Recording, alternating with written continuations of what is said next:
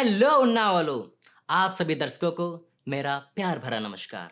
तो मैं हूं अभिषेक कुमार, यानी कि आपका अभिषेक। आप लोगों ने जो प्यार हमारी वकालतनामा वेब सीरीज को दिया है, हमारी पूरी टीम की तरफ से आप सभी को बहुत-बहुत धन्यवाद व आभार व्यक्त करता हूं। इसके साथ आप लोगों के सामने वकालतनामा वेब सीरीज के माध्यम से हमारे उन्नाव जनपद के युवा कलाकारों को इस मंच तक निस्वार्थ भाव के साथ फिल्म प्रोडक्शन कंपनी के प्रोडक्शन के फाउंडर एवं फिल्म निर्देशक कृष्ण कुमार जी के मार्गदर्शन में इस प्रयास को सफल बनाने में निर्माता के रूप में के स्टूडियो एंड मिनी लैब एवं रंगभूमि फाउंडेशन के साथ निर्माता के रूप में हमारे इस शहर के युवा समाज सेवी राजेंद्र भारती जी का बहुत बहुत सहयोग रहा है। तो दोस्तों, आपका ज्यादा वक्त ना लेते हुए हम आपको मिलवाने जा रहे हैं हमारे प्रोड्यूसर सर से, जिन्होंने आपके शहर के युवा अभिनेताओं को यह मंच देते हुए उन्हें आगे बढ़ने का एक मौका दिया है। तो स्वागत है सर आपका हमारे यूट्यूब चैनल उन्नाव वाले पर, और आपका बहुत बहुत धन्यवाद है जो आप हमारे बीच आए। आपको बहुत-बहुत धन्यवाद। तो सर, मैं आपसे ये जानना चाहता हूँ कि आपने फ़िल्म निर्माण के क्षेत्र में आने का सफ़र कैसे तय किया? और आप साथ ही में क्या करते हैं? देखिए, मुझे फ़िल्म निर्माण के बारे में तो कुछ जानकारी नहीं। ये एक संयोग है कि हमारे मित्र कृष्ण कुमार जी और के फ़िल्म स्टूडियो से हमारी मुलाकात हुई और उसके बाद यहाँ की प्रतिभाओं को मैंने देखा कि जो आगे नहीं बढ़ पा रही हैं, क्योंकि यहाँ पर इस तरह की सुविधाएँ नहीं हैं। तो के भाई उसका सपोर्ट करना चाह रहे थे उन बच्चों का और मैं भी उनके सहयोग में और एक समाज सेवा के तौर पे मैंने ये कार्य शुरू किया। मेरा व्यापार बिजली विभाग से ठेकेदारी के वर्क और बिजली विभाग के ही कामों से जुड़ा हुआ मेरा व्यापार है। साथ में मेरी छोटे चौराहे पर शॉप है, जो मैंने रेंट पर भी दे रखी हैं और इन 2 कार्यों से ही मेरी जीविका जो है पर्याप्त धन अर्जित हो जाता है जीविका के। Thank you sir. और सर, मेरा आपसे दूसरा सवाल ये है कि कहीं आपका यूट्यूब से बिज़नेस का इरादा तो नहीं है? नहीं, मैंने जैसा पहले ही आपको बताया कि मेरे पास मेरी जीविका के लिए पर्याप्त धन अर्जित हो रहा है और यूट्यूब से पैसा कमाना मेरा कोई उद्देश्य नहीं है। यूट्यूब तो मैंने अपने नवयुवकों को रोज़गार या उनको बढ़ावा देने के लिए उसमें कदम बढ़ाए हैं और हम आगे चाहेंगे कि अगर इससे कुछ धन आता भी है, तो हम उन्हीं लोगों के लिए हम जो है उसमें लगा दें। तो सर, आप ये बताइए, ये जो वकालतनामा वेब सीरीज़ है, आखिर किस विषय पर आधारित है? तो एज़ अ प्रोड्यूसर आप क्या ये सीरीज़ यहीं तक रहेगी या आगे आप इस पर काम करेंगे?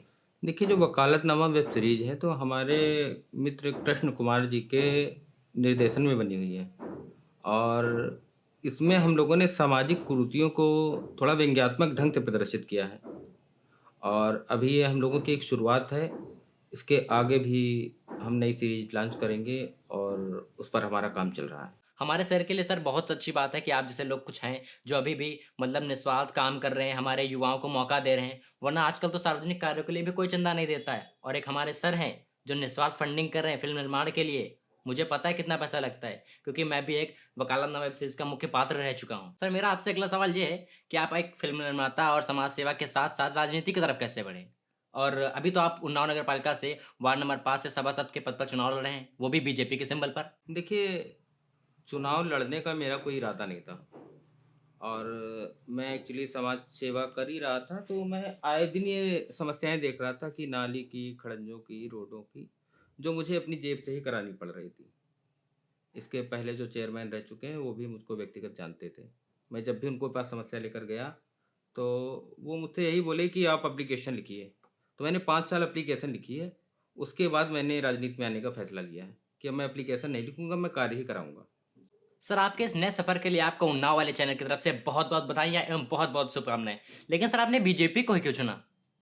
देखिए, बीजेपी का सिंबल चुनना कुछ गलत नहीं है क्योंकि भारतीय जनता पार्टी इस समय पूरे भारत के लिए कार्य कर रही है और यही एक पार्टी ऐसी है जो विकास की बातें कर रही है, जो कि सभी के लिए आवश्यक भी है।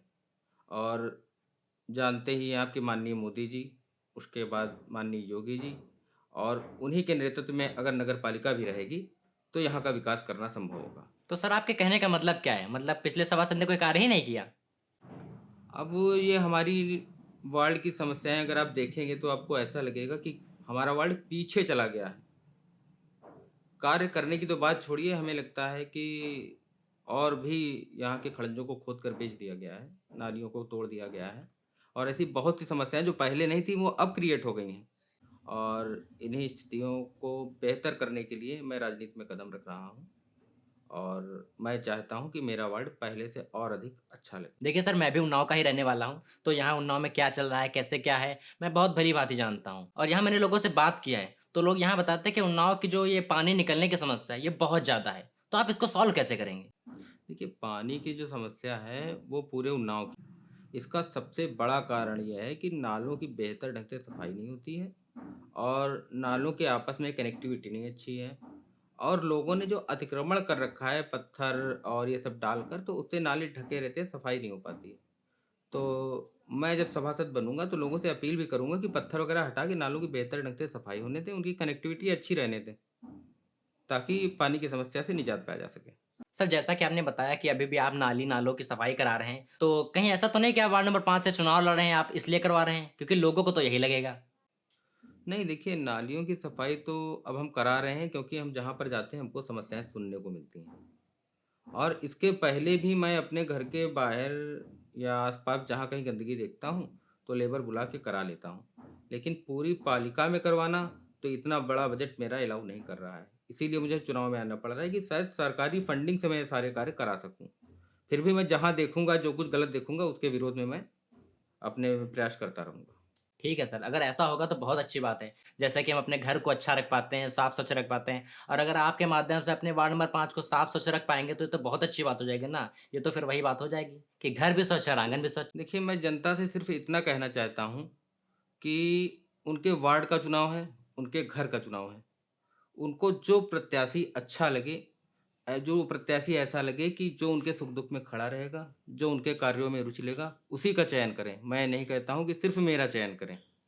अगर जनता को लगता है कि मुझसे बेहतर भी कोई दूसरा प्रत्याशी है, तो उसका चयन करें। धन्यवाद। सर आपको बहुत-बहुत धन्यवाद।